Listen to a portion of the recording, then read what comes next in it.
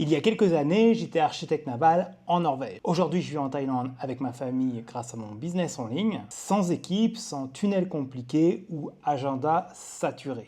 Et le truc, c'est que la plupart des gens pensent qu'il faut devenir influenceur avec plus de 100 000 abonnés, soit monter une usine à gaz avec des webinaires quotidiens, des appels téléphoniques à répétition, des équipes et des tunnels de vente à rallonge. Bref, du marketing ultra compliqué. Le résultat, c'est qu'ils se lancent jamais ou qu'ils s'épuisent au bout de quelques mois parce qu'ils ont simplement créé un job déguisé. La réalité, c'est qu'aujourd'hui, tu as certainement déjà ce qu'il faut pour te lancer. Un savoir, une expertise, une passion que tu pourrais monétiser. Et dans cette vidéo, je vais te montrer comment packager tout ça pour remplacer ton salaire et pas créer une prison dorée. On va voir ensemble les 3 étapes concrètes pour y arriver, même si tu pars de zéro. Pourquoi tu n'as pas besoin d'être un expert pour vendre ton expertise? Et pour ça, on parle d'expertise relative. La première chose à comprendre, c'est que tu n'as pas besoin d'être le meilleur du monde dans ton domaine pour vendre ton expertise. Tu dois juste avoir 2 ou 3 étapes devant les personnes que tu veux aider et ça change tout. Parce que quelqu'un qui débute ne cherche pas le gourou mondial, souvent en plus il est inaccessible, autant en termes de communication que de prix. Il cherche quelqu'un qui comprend ses galères, qui est proche de sa vraie réalité, qui est passé par là récemment et qui peut lui montrer le chemin. Et cette expérience, tu sais toi ce qui marche, tu sais ce qui ne marche pas et les erreurs à éviter. C'est exactement ce dont les gens recherchent. Si on fait un petit schéma assez simple, toi tu es la personne au milieu, peu importe l'expertise, le savoir que tu essayes de monétiser. Toi forcément, si tu veux évoluer, tu as peut-être envie d'aller chercher justement cet expert mondial, parce que le gap est moins important. Inversement, ton prospect, il t'observe plutôt et il se dit, ok, il y a l'expert mondial, mais lui, il est clairement inatteignable, en plus il a des chiffres par exemple de ouf, etc. Moi, ce que je recherche, c'est quelqu'un qui est passé par là et qui me ressemble. Et c'est là, en fait, le gap, c'est que le gap, il est beaucoup moins important. Tu deviens à ses yeux accessible et il est prêt à te faire confiance. Je t'explique rapidement. Moi, par exemple, j'étais architecte naval, puis photographe, puis je me suis lancé dans le business en ligne, dans l'affiliation au début. Parcours complètement atypique pour la majorité des gens. Et pourtant, j'ai aidé des gens à créer des systèmes automatisés alors que je n'étais pas un vrai expert du marketing à l'époque. Résultat en affiliation, j'ai généré 1,6 million d'euros pour mes partenaires. Donc pour être transparent, c'est à peu près 650 000 euros dans ma poche avec des commissions. Et ça, je suis parti d'absolument zéro connaissance, zéro savoir, zéro expertise, zéro réseau. J'ai juste commencer à mettre des choses en place, apprendre, mettre en place, apprendre, mettre en place. Au bout d'un moment, les gens ont commencé à m'observer, me faire confiance et me demander à être formé à la base à travers des formations à petit prix, parce que c'était la tendance à l'époque, et maintenant à travers des accompagnements. Alors au lieu de dire je suis pas assez expert, demande-toi plutôt qui est 2-3 étapes derrière toi et qui je peux apporter de la valeur dès aujourd'hui. Encore une fois, tu n'as pas besoin d'être le meilleur expert. Souvent, ce que j'aime bien dire, c'est tu peux aider ton toi du passé. Et donc, en fait, tes prospects cibles, c'est ton toi du passé. Tout le cheminement que tu as fait là, rappelle-toi que tu as appris beaucoup de choses, tu as certainement fait beaucoup d'erreurs et ça veut dire concrètement que tu es capable d'aider quelqu'un qui part de zéro. Dans Business to Hour, on travaille ensemble justement pour identifier précisément qui tu peux aider et puis comment tu peux packager tout ça sans mentir. Le but, c'est pas de survendre, c'est de faire comprendre concrètement comment tu peux aider la personne. Si tu veux en savoir plus, il y a le lien dans la description. Maintenant, tu te dis peut-être, ok, j'ai pas besoin d'être le meilleur, mais qu'est-ce qui fait que moi, je suis différent des autres? Parce que ça, c'est important dans le marketing. C'est grâce à ça, généralement, qu'on arrive à fédérer du monde derrière soi et puis à vendre. Et bien là, la réponse, elle est assez simple. C'est ton parcours, mais aussi qui tu es aujourd'hui, qui entre en jeu. C'est clairement ça ta vraie valeur et c'est pas forcément, on va dire, ton diplôme ni ton CV sur LinkedIn, c'est ce que tu as vécu, testé, raté, réussi, mais aussi ta situation actuelle. Par exemple, moi, j'ai des enfants en bas âge, donc forcément, je comprends les problématiques de temps. Je comprends qu'on ne peut pas développer, quand on est parent, un business en travaillant 15 heures par jour ou en étant H24 présent sur son téléphone parce qu'on passe à côté de la vraie vie, ou que le week-end ou que le mercredi après-midi, je ne suis pas forcément disponible parce que j'ai une vie de famille. Donc forcément, je parle à une audience complètement différente que si j'avais 20 ans et que ma seule activité dans ma vie et mon seul objectif, c'était de développer mon business en ligne. Donc naturellement, par rapport à mon vécu, par rapport à ce que je mets en place, par rapport à mes résultats, je parle naturellement plutôt à des gens un peu plus âgés que la moyenne, donc souvent des gens qui ont une activité professionnelle à côté, qui veulent se lancer, qui veulent monétiser leur savoir et leur expertise, et qui ont aussi cette notion, parce que comme ils travaillent dans la vraie vie, on développe un business pas en un claquement de doigts, malgré l'IA. Et donc ça, c'est toutes ces valeurs, tout ce que tu partages, etc., avec tes contraintes, ça attire naturellement une audience spécifique. On en revient simplement, ok, tu as une expertise, un savoir, tu es unique, parce que ta situation est unique, et déjà, ça fait une grosse différence sur la population, sur les autres personnes qui sont peut-être dans le même domaine. On est tous un peu différents, et c'est ce qui fait aussi la magie de tout ça, c'est que les gens choisissent précisément, pas juste pour tes compétences, mais pour tout ce que tu transmets à côté. Et donc concrètement, moi j'ai une communauté qui est alignée avec ces valeurs de famille, de simplicité, de long terme, et c'est exactement ce que je veux personnellement pour mon business, mais aussi les gens qui viennent me voir pour ça. Alors ce que ça veut dire derrière tout ça, c'est arrête de chercher à ressembler aux autres. Ton parcours, on va dire atypique, et qui tu es aujourd'hui, c'est ce qui peut attirer les bonnes personnes. Pour la petite histoire, le fait d'avoir déménagé en Thaïlande avec mes enfants, j'ai attiré des nouvelles personnes. Dans le passé, avec nos enfants, on a voyagé en camping-car, ça a attiré des personnes. Ces petits éléments très particuliers qui nous semblent parfois insignifiants, ça attire les personnes. Avant, quand je vivais à Bordeaux, juste le fait, par exemple, d'aller dans des rendez-vous à Bordeaux ou même d'organiser des trucs sur Bordeaux, j'avais un peu plus de Bordelais dans mes accompagnements, etc. C'est important de prendre tous ces éléments pour approfondir ton positionnement, pour transformer ton parcours en offre qui est irrésistible pour ce type de personnes. Et puis, je sais que la légitimité, c'est quelque chose qui peut faire un peu peur, surtout quand on se commence, surtout quand on n'a pas encore des vrais premiers clients. Mais attention, avoir un parcours unique et une situation qui différencie, c'est bien. Mais aussi, à un moment, il faut oser se lancer et tenir dans le temps. C'est ça où les gens bloquent. C'est d'ailleurs ça, peut-être le plus important, ta légitimité, elle ne vient pas forcément d'un diplôme ou d'une certification, elle se construit surtout avec tes premiers clients, mais aussi avec le temps et la constance. Parce que le vrai test, ce n'est pas forcément qu'est-ce qui est écrit sur ton CV, qu'est-ce qui est écrit sur ton site internet, mais est-ce que quelqu'un est prêt à payer pour ton aide?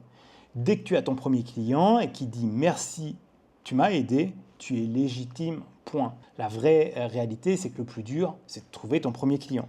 Mais il y a un deuxième niveau de confiance qu'on oublie souvent. C'est que les gens passent de plus en plus de temps à observer. La confiance, si les gens t'observent pendant 1 an et que tu es toujours là, toujours présent, toujours en train d'aider, ça te place clairement au-dessus de la moyenne. Puisque la majorité des gens qui se lancent en ligne abandonnent au bout de 2 semaines, 1 mois, 2 mois, allez, 3 mois maximum. Mais si tu es dans ce cas-là, premier mois, tu doutes, c'est normal, tu mets en place des choses, il ne se passe pas forcément grand-chose. C'est souvent pas mal de boulot.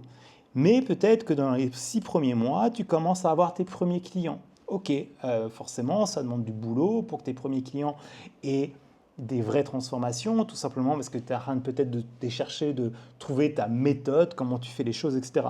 Si au bout d'1 an, tu es toujours là, à peu près sur le même créneau, toujours en train d'être présent sur YouTube, dans tes emails, etc., tu crées de la confiance. Parce que quelqu'un qui dure, c'est quelqu'un qui indirectement réussit.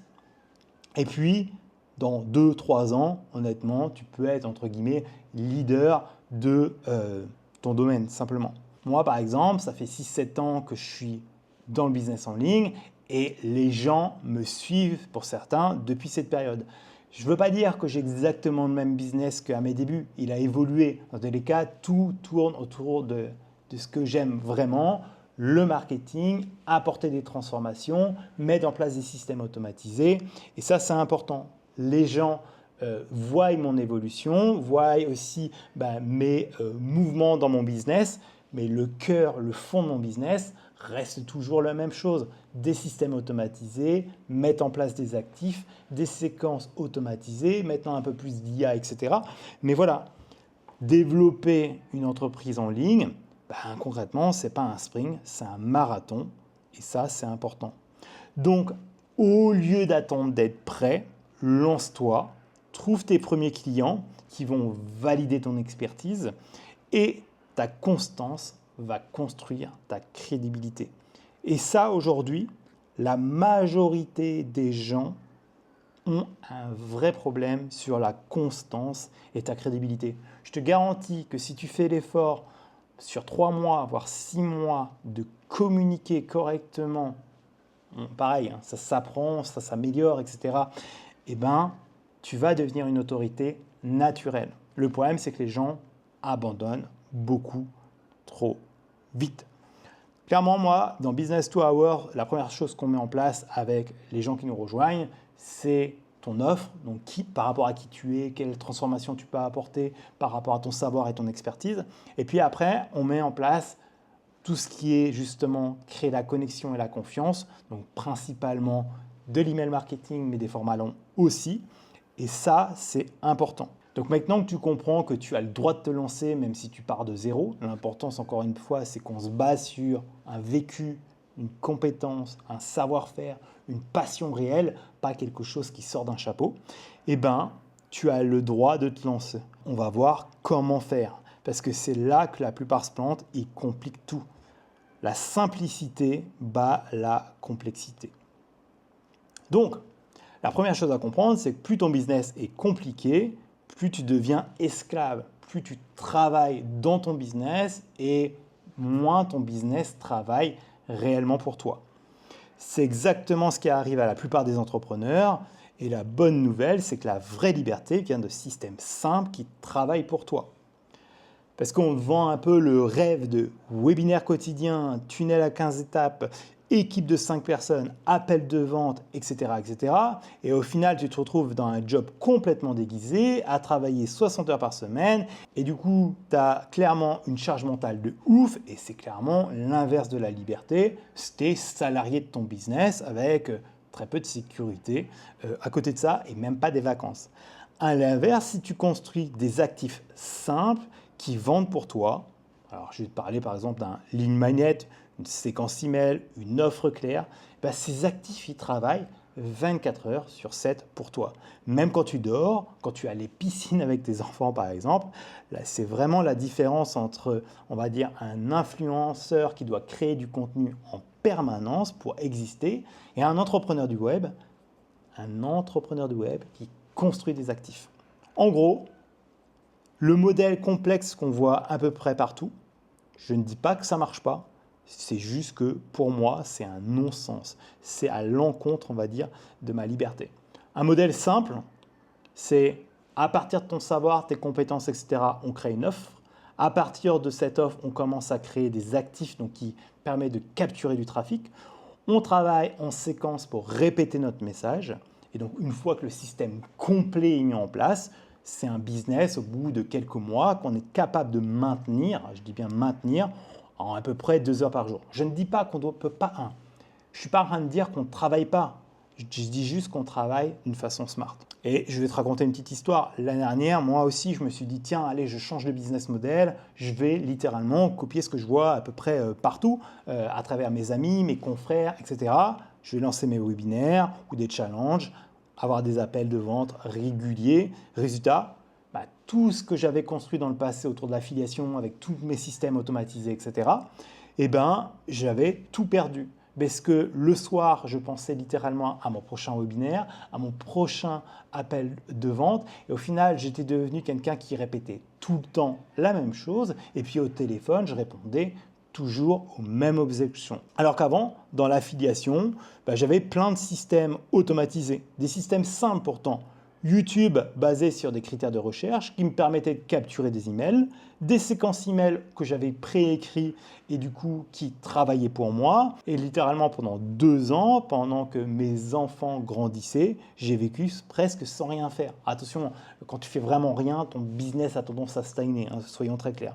Mais les commissions sont tombées parce que j'avais vraiment construit des actifs qui travaillent pour moi, même sans créer de contenu pendant des mois, et ça, j'ai voulu le retrouver. Du coup, la vraie question à se poser très rapidement, c'est est-ce que ce que je suis en train de faire aujourd'hui, est-ce que ce que je suis en train de mettre en place me libère ou m'enferme? En fait, tu as juste à réfléchir, ok, ce qu'on me dit de construire, est-ce que ça me correspond vraiment? Attention, il n'y a pas de mauvais business model à mon sens, mais est-ce que ça me correspond vraiment?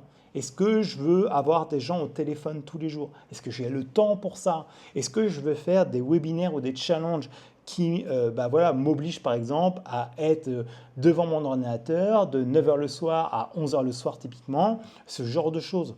Typiquement avec une vie de famille, pour moi, c'est pas compatible. Simplement, c'est du non-sens. On fait passer tout son business et toute son énergie dans son business au lieu de passer son énergie et son temps qui est si précieux avec sa famille. Dans Business to Hour, on construit un système volontairement simple. Donc, ce que je te dis, une offre premium, quelques actifs, ligne magnet, le ticket, séquence email, point, pas d'usine à gaz, une fois en place, il travaille réellement pour toi. Tu verras, je vais te donner la possibilité de voir exactement tout juste après, je t'en parle juste après, mais avant je vais aller sur le prochain point. La deuxième chose, c'est qu'on a tendance à croire, ok, je veux bien rester simple, mais j'ai besoin d'une grosse audience pour vendre. C'est le discours classique et je le comprends. La réponse simple, c'est que tu n'as pas besoin de ça.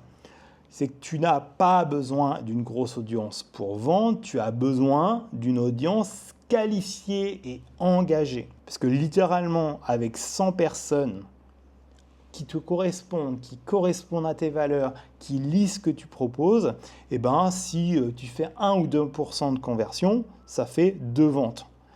Par contre, si inversement, tu es devenu influenceur et que tu commences à faire des danses TikTok et que tu ne proposes pas grand-chose, que tu n'es pas vraiment positionné sur un vrai marché, tu as peut-être 10 000 touristes. Quand tu vas proposer quelque chose à acheter, tu fais littéralement 0 vente. Donc ça ne sert à rien de vouloir faire du joli, du beau, du propre, etc. Les gens, ils payent pour résoudre une problématique, un problème. Donc toute ta communication, elle doit être cohérente et se dire tiens, cette personne est capable de m'aider. Moi par exemple, si tu regardes, je n'ai pas une grosse audience sur Instagram, ça n'a jamais été ma priorité et ce n'est pas ma priorité. Mais quand j'ai lancé Business to Hours, forcément j'en ai parlé un tout petit peu. J'en ai parlé, 2-3 stories et voilà. Il y a une personne tout de suite qui a compris ce que j'allais lancer. Clairement, ça lui a tout de suite parlé. Elle m'a contacté et en moins de 48 heures, elle a rejoint en seulement 6 messages. Ce n'est pas du flan ce que je te raconte parce que j'ai fait une étude de cas complète sur ça. Donc je te la mettrai soit en commentaire, soit la petite bulle qui s'affiche. Je te décris absolument tout. Tu peux lire tous les messages, voir exactement comment ça s'est passé, etc. Et littéralement en 6 messages, simplement, elle a déposé un ticket de 1 200 € pour être accompagnée pour lancer elle aussi son business. Donc je te le mettrai, mais le problème c'est pas j'ai pas une audience, demande-toi plutôt est-ce que les personnes qui me suivent sont les bonnes? Ou quand je crée du contenu pour avoir des followers, c'est est-ce que ce contenu attire les bonnes personnes? Est-ce que je leur apporte vraiment de la valeur? Est-ce qu'ils ont un vrai problème que je peux vraiment résoudre avec mon offre? Ça ne sert à rien que tu commences à créer du contenu qui n'attire pas les bons prospects. Il faut que ça soit lié à ton offre. C'est pour ça qu'on part de l'offre et après, on crée du contenu. La qualité gagnera toujours sur la quantité. Seule petite variable, allez, si tu as plusieurs millions de followers peut-être, mais voilà, tu vendras certainement pas la même chose. D'ailleurs, si tu veux aller plus loin, si tu veux comprendre exactement ce que c'est Business to Hours, comment on met tout en place, voir les schémas, etc., de ce qu'on met vraiment en place pour avoir un business, on va dire, minimaliste mais scalable, qui s'affranchit de pas mal de choses et qui nous permet sur le long terme d'avoir un business qui se développe en 2 heures par jour, je t'ai laissé un document et ce document, il est accessible dans le premier lien en commentaire. Tu as juste à renseigner ton prénom et ton nom et tu te retrouves directement sur ce document. Ça te permet de mieux comprendre peut-être la philosophie, de voir comment tu pourrais mettre ça en place et peut-être voir si éventuellement tu as envie d'être accompagné. Et c'est ce que j'appelle Business to Hour. Donc je te laisse aller voir ça et on continue sur la suite. Le web entrepreneur, lui, il construit des actifs. Un influenceur, il construit du divertissement. Et ça, c'est important. Réussir sur le web, c'est pas devenir influenceur. Enfin, ça dépend de ton objectif. Mais si ton objectif est de vivre ton activité, c'est clairement pas devenir un influenceur, surtout quand tu débutes. Parce qu'il y a une différence fondamentale entre les deux. L'influenceur doit créer du contenu en permanence pour exister. Tous les jours des stories, tous les jours des posts et des réels. Bref, c'est un travail, c'est vraiment fatigant. Et dès qu'il s'arrête de poster pendant 2 semaines ou qu'il veut prendre des vacances, concrètement, son business s'arrête littéralement, voire il commence à perdre en notoriété parce qu'on oublie vite les gens sur Internet. Inversement, nous, un entrepreneur du web, il construit ce que j'appelle des actifs, des choses qui travaillent pour lui. Ça peut être une page de capture où tu délivres quelque chose gratuitement, et derrière, il y a une séquence email et du coup, tu peux avoir du trafic via YouTube, via la publicité, etc. Mais l'idée, c'est de mettre en place des systèmes qui travaillent même si tu n'es pas présent. Et ça, c'est important vraiment de le comprendre. L'influenceur, c'est souvent quelqu'un de vite fatigué. Ici, du contenu 24 heures sur 24, il doit être présent constamment. Et de l'autre côté, un entrepreneur du web, ce n'est pas forcément qu'il ne travaille pas, loin de là. Mais à chaque fois qu'il met une pièce dans son business, il réfléchit en termes d'actifs. Est-ce que ce que je suis en train de construire va aider plusieurs personnes? Est-ce que ça va aider aussi dans le temps? Une story, ça dure 24 heures. Un réel, on va dire que ça dure 48 heures.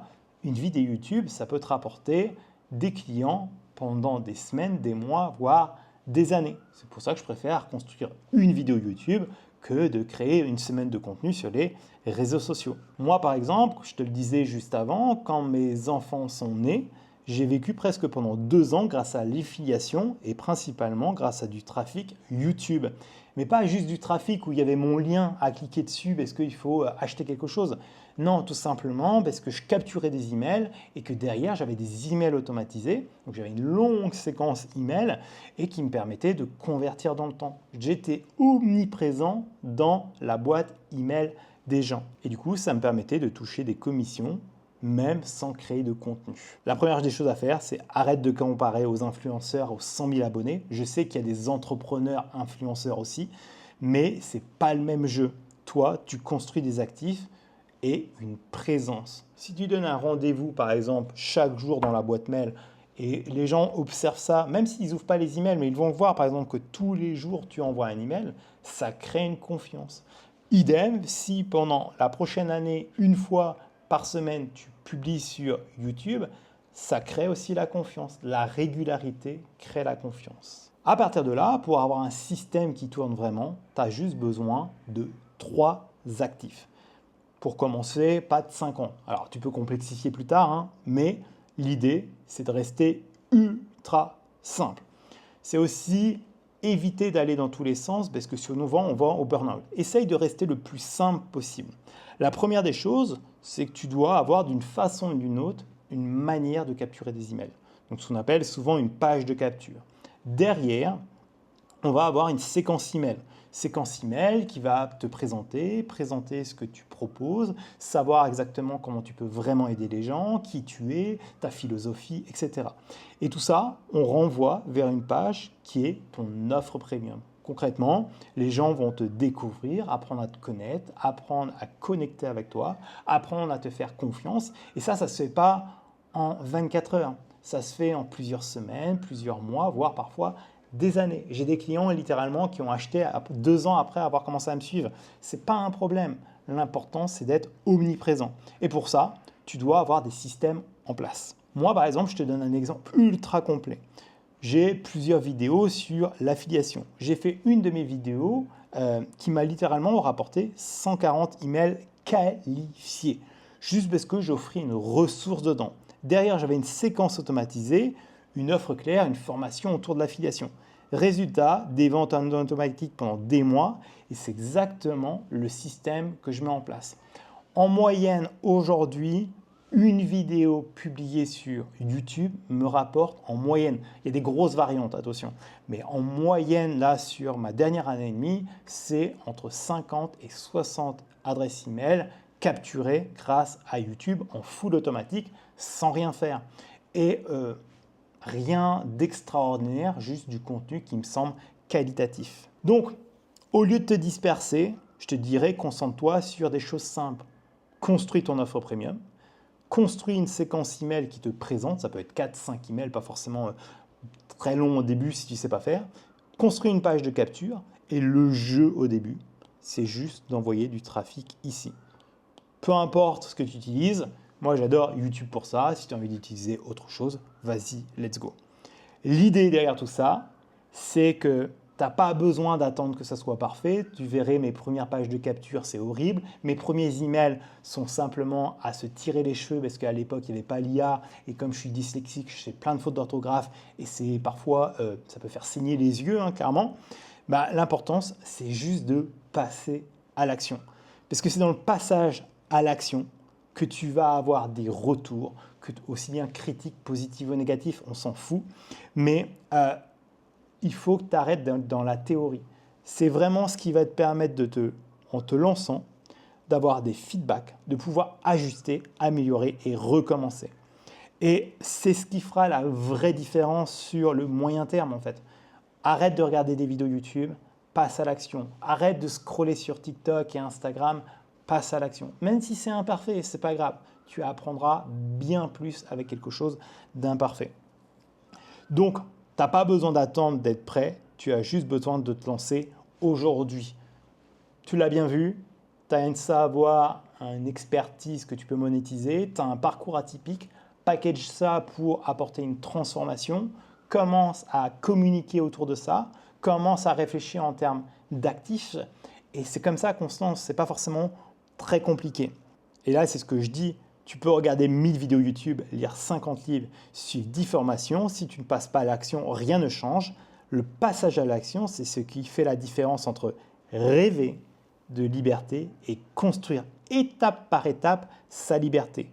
Tes premiers clients vont te donner du feedback, tu vas ajuster, tu vas améliorer, mais tout commence par le premier pas. Moi, par exemple, quand j'ai arrêté d'être freelance en photographie et vidéaste, pour me lancer dans le business vraiment en ligne, plus particulièrement dans l'affiliation, je n'étais pas prêt. J'avais 0 preuve sociale, 0 liste email, 0 audience, mais j'ai foncé. Résultat, j'ai généré des millions pour mes partenaires. Aujourd'hui, je vis en Thaïlande avec ma famille et surtout, c'est juste parce que j'ai osé passer à l'action, même si ce n'était pas parfait. Alors arrête d'attendre le moment parfait. Le moment parfait, c'était hier. Le deuxième meilleur moment, clairement, c'est aujourd'hui, après avoir regardé cette vidéo.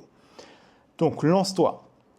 Si tu veux aller plus loin, j'ai créé justement, comme je te le disais juste avant, un document qui s'appelle Business to Hour. Je t'explique exactement comment construire un business simple, scalable, qui te laisse du temps pour vivre la vraie vie. Ça, c'est important pour moi.